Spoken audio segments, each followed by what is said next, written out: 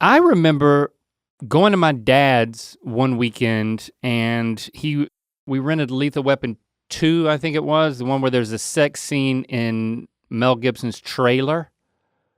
And I remember that my dad was like laying on the bed and I was down on the floor at the foot of the bed, like sitting on the floor, then watching the television from down there. And I was really glad that I was down there because I was super embarrassed. And I was like, I'm not supposed to be seeing this.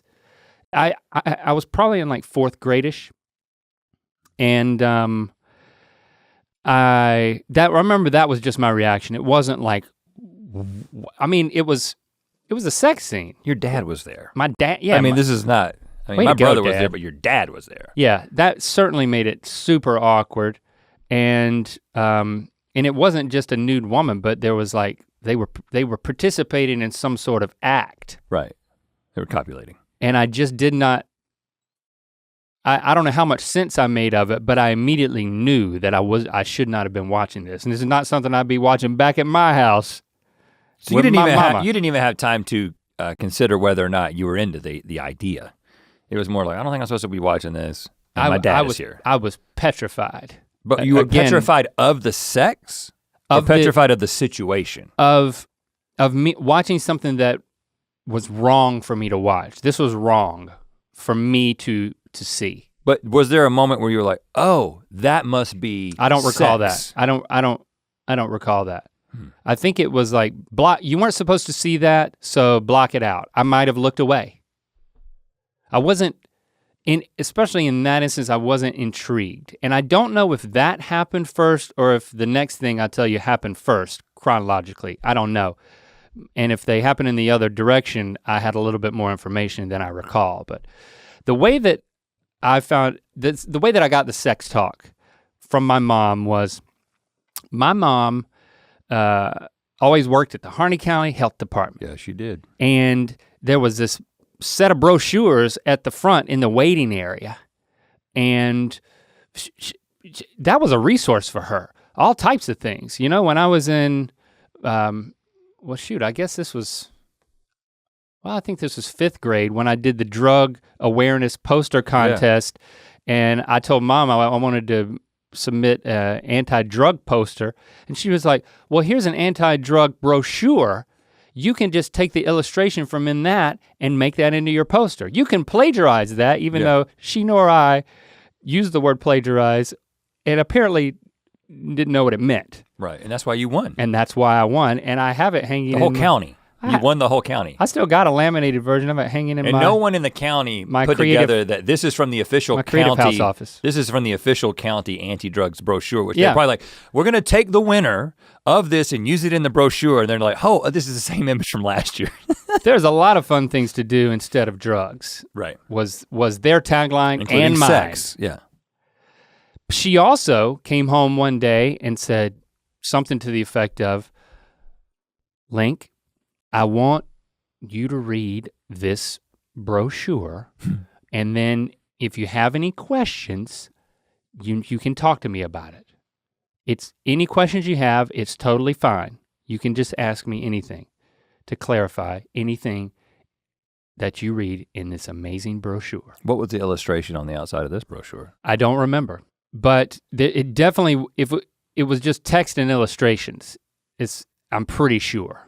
There was no actual photos. This was not, and there was no sex positions either. This was a very clinical, educational brochure. Did you read it? I'm estimating I was still in like around 4th, 5th grade, and I was like, okay, Mom.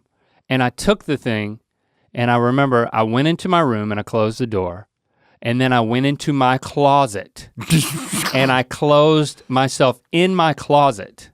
Wow. Like I had this little cubby area that I could sit in inside of my closet and hide. Like push my— When you're doing bad things like learning about sex. Yes. So I went in there and had like a flashlight or something, and I read this brochure. And I don't recall any sort of positive reaction, any sort of intrigue associated with it. I don't know that there was an aha moment. This was not something, I wasn't asking any questions. I was not motivated to find any of this out. Mm-hmm. Now, I think it was probably a good time for Mom to give me the brochure, because sometimes you need to have some point of reference for things so you can kind of keep up. I applaud your mom for this. I mean, I'm not critiquing how she did it. Well, no, but it does say a lot about me and how I responded to it. I mean, it also says a lot about your sort of lingering obsession with brochures. Like, you ended up being a brochure collector well into your teenage years. I didn't go to a lot of tourist destinations, but I had brochures for a lot of stuff. And it's brochures played a really integral role in your life. But anyway, I do think this one was very biological. It showed an erection. It showed an erection? I thought you said there weren't pictures. A diagram. It showed a diagram of an erection, but it was like a cross section of an entire human being, so you could see the inside of the erection. Oh, who wants to see inside? Who wants to see an erection at all? But did you know, like, oh, that's what happens to me? I mean, you don't remember the details. I don't remember. Of how you were processing it. You probably did think that. I know I was in the closet, and I know that I just felt like this was a clandestine thing, that it was, I mean, there was a shame element. I don't want anyone to know that I'm reading this book, God forbid find it. This is just strange. And I think that's a pretty, well, I may have been a little bit more driven and inquisitive about it.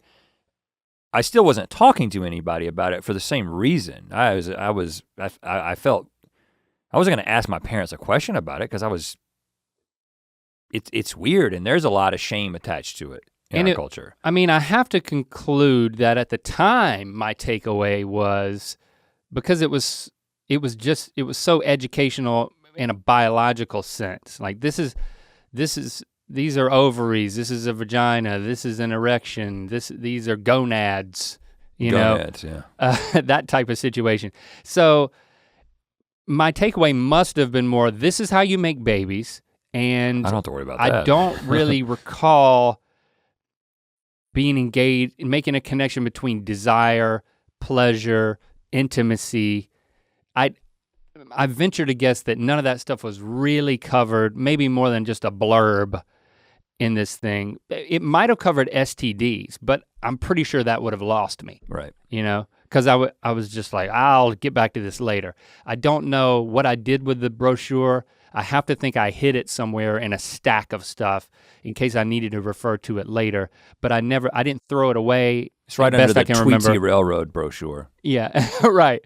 I mean, I would call it a pamphlet. It had multiple pages. It wasn't like a three.